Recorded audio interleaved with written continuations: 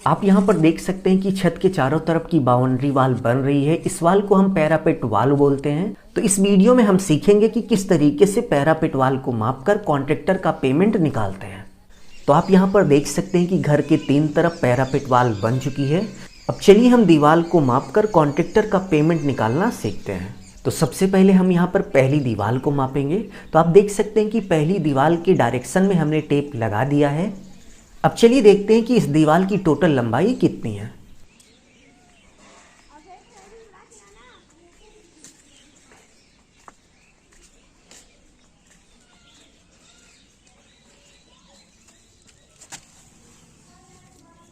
तो आप यहाँ पर बहुत ही अच्छे तरीके से देख लीजिए कि इस दीवार की टोटल लंबाई 34 फीट है। आप अच्छे से देख लीजिए कि दीवार की टोटल लंबाई 34 फीट आ रही है। तो चलिए अब हम कॉपी पर लिख लेते हैं कि पहले दीवार की जो टोटल लंबाई है वो 34 फीट है। तो पहले दीवार की टोटल लंबाई 34 फीट हो गई।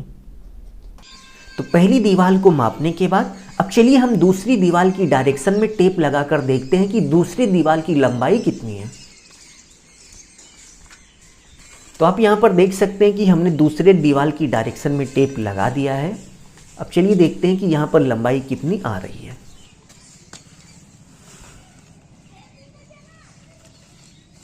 तो आप यहाँ पर देख सकते हैं कि दूसरे दीवार की टोटल लंबाई 40 फीट 9 इंच आ रहा है, यानी कि 40 फीट 9 इंच यहाँ पर दूसरे दीवार की लंबाई है।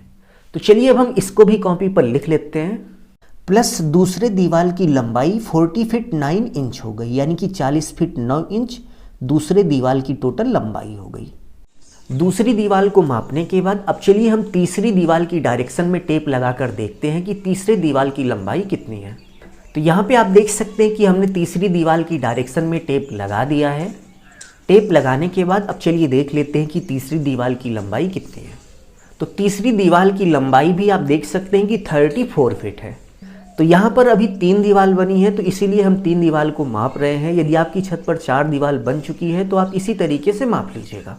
तो चलिए अब हम कॉपी पर लिख लेते हैं कि हमारी तीसरी दीवार की जो टोटल लंबाई निकल के आई वो 34 फीट है। प्लस तीसरे दीवार की टोटल लंबाई 34 फीट हो गई। तो सभी दीवारों की लंबाई मापने के बाद नेक्स्ट स्टेप में आपको दीवार की हाइट यानी कि ऊंचाई मापनी है। और यहाँ पे आप देख सकते हैं कि तीनों दीवारों की जो हाइट है वो एक समान है, इसलिए आप किसी भी एक दीवार में कहीं पर भी दीवार की हाइट माप लीजिएगा। तो आप यहाँ पर देख सकते हैं कि हाइट की डायरेक्शन में हमने टेप लगा रखा है। अब चलिए देखते हैं कि दीवार की हाइट कितनी है। तो यहाँ पर आप देख सकते हैं कि दीवार की हाइट 2 फीट 9 इंच है। आप अच्छे से यहाँ पर देख लीजिए कि दीवार की हाइट 2 फीट 9 इंच रखी गई है। तो वाल की टोटल हाइट 2 फीट 9 इंच है। तो वाल की टोटल लेंथ मापने के बाद और इसके साथ साथ वाल की हाइट मापने के बाद नेक्स्ट स्टेप में आपको ये चेक करना है कि कौन कौन सी वैल्यू इंच और फीट में है। तो यहाँ पे आप देख सकते हैं कि सेकंड दीवार की जो टोटल लंबाई है वो 40 फीट 9 इंच है और इसके साथ साथ दीवार की जो हाइट है वो 2 फीट 9 इंच है। बाकी ये दोनों वैल्यू केवल फीट में है। तो इन दोनों इंच और फीट की वैल्यू को केवल फीट में कन्वर्ट कर लेना है। बहुत सारे लोग इस 40 फीट 9 इंच को 40.9 लिख देंगे, तो ये चीज़ गलत है। आपका कैलकुलेशन गलत हो जाएगा और कैलकुलेशन यदि आप गलत करेंगे तो आपको ज़्यादा पैसा चुकाना पड़ जाएगा। तो सिंपली जितनी भी इंच की वैल्यू है उसको आपको फीट में कन्वर्ट कर लेना है। तो चलिए सबसे पहले हम इस 40 फीट 9 इंच को फीट में कन्वर्ट करते हैं। तो इस 40 फीट 9 इंच को फीट में कन्वर्ट करने के लिए सिंपली आप 40 यानी कि 40 ऐसे उतार लेंगे। फिर उसके बाद आपको पॉइंट रखना है। पॉइंट रखने के बाद इस 9 इंच में आप 12 यानी कि 12 से भाग दे देंगे, क्योंकि 1 फीट में 12 इंच होते हैं। इसलिए किसी भी इंच की वैल्यू में यदि आप 12 से भाग दे देंगे तो वो इंच की वैल्यू फीट में कन्वर्ट हो जाएगी। तो इस 9 इंच में 12 से भाग देने के बाद आप देख सकते हैं कि 0.75 फीट आ गया।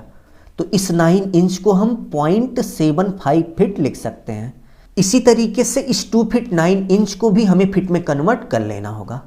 बहुत सारे लोग इसको 2.9 लिख देंगे, तो ऐसे में आपका नुकसान हो जाएगा, आपको ज़्यादा पैसा चुकाना पड़ जाएगा। इसलिए इस 9 इंच को आपको फीट में कन्वर्ट कर लेना होगा। तो यहाँ पर जो 2 फीट है इसको सिंपली आप ऐसे उतार लेंगे। उसके बाद आपको एक पॉइंट रखना है। पॉइंट रखने के बाद इस 9 इंच में 12 से भाग दे देना होगा, क्योंकि 1 फीट में 12 इंच होते हैं। और किसी भी इंच की वैल्यू में यदि आप 12 से भाग दे देंगे तो वो वैल्यू जो है वो फीट में कन्वर्ट हो जाएगी।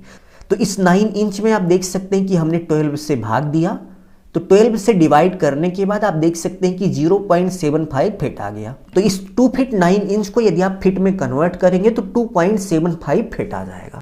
तो सभी इंच की वैल्यू को फीट में कन्वर्ट करने के बाद नेक्स्ट स्टेप में आप दीवार की टोटल लेंथ को जोड़ लेंगे, यानी कि यहाँ पर 1 2 3 3 दीवार की लेंथ है, तो इन सभी को आप जोड़ लेंगे।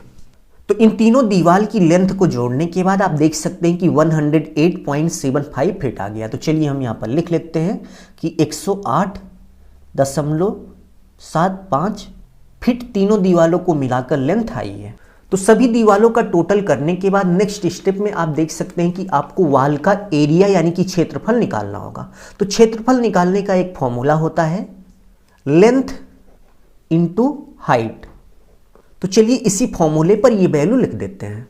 तो यहाँ पर वॉल की जो टोटल लेंथ है आप देख सकते हैं कि 108.75 फीट है। तो चलिए हम यहाँ पर लिख देते हैं वॉल की total height 108.75 feet into wall की जो हाइट है आप देख सकते हैं कि 2.75 है, जो कि हमने आपको साइड पर माप कर दिखाया था। तो चलिए हम यहाँ पर लिख लेते हैं 2.75। अब चलिए इन दोनों का गुणा करके देखते हैं कि टोटल कितना स्क्वायर फीट आता है। तो गुणा करने के बाद आप देख सकते हैं कि 299.0625 स्क्वायर फीट आ गया। तो चलिए हम यहाँ पर लिख लेते हैं कि टोटल 299 स्क्वायर फीट आया, यानी कि टोटल 299 स्क्वायर फीट के एरिया में ईंट की चिनाई हुई है। तो चलिए अब हम यहाँ पर कॉन्ट्रैक्टर का लेबर रेट निकाल लेते हैं। तो इस दीवार को बनाने का जो कॉन्ट्रैक्ट हुआ था, जो ठेका हुआ था, वो 14 रुपये यानी कि 14 रुपये पर स्क्वायर फीट के हिसाब से हुआ था। और यहाँ पर लेबर ने 299 स्क्वायर फीट ईंट की चिनाई की हुई है। तो सिंपली सबसे पहले जितनी चिनाई की हुई है उतना आप लिख लेंगे। तो यहाँ पर लेबर ने 299 स्क्वायर फीट के एरिया में ईंट की चिनाई की हुई है। 1 स्क्वायर फीट ईंट चिनाई का जो कॉन्ट्रैक्ट हुआ था, ठेका हुआ था, वो 14 रुपये पर स्क्वायर फीट था। तो हम यहाँ पर 14 यानी कि 14 रुपये पर स्क्वायर फीट से गुणा कर देंगे। तो गुणा करने के बाद आप देख सकते हैं कि 4186 रुपये आया। तो चलिए हम यहाँ पर लिख लेते हैं 4186 रुपये। तो इन तीनों दीवार को 14 रुपये पर स्क्वायर फीट के हिसाब से जोड़ने का जो रेट हुआ वो 4186 रुपये हो गया, यानी कि कॉन्ट्रैक्टर को अब हमें 4186 रुपये देना है। तो इसी तरीके से आप किसी भी दीवार को माप कर कॉन्ट्रैक्टर का कितना पैसा हुआ ये निकाल सकते हैं। और इसके साथ साथ इस दीवार को देखकर आपके दिमाग में एक क्वेश्चन जरूर आ रहा होगा कि कॉन्ट्रैक्टर का पेमेंट करते समय दीवार के बीच में ये जो होल है क्या इसको माइनस किया जाएगा या फिर नहीं। तो भाई इसको माइनस नहीं किया जाएगा, क्योंकि इस होल को बनाने में भी टाइम लगता है। तो अभी के लिए बस इतना ही भाई। वीडियो को लाइक कर दीजिएगा, अपना ख्याल रखिएगा और अपने मम्मी पापा का अपने से भी ज़्यादा ख्याल रखिएगा। इसी भाव के साथ आप सभी से विदा लेते हैं। धन्यवाद।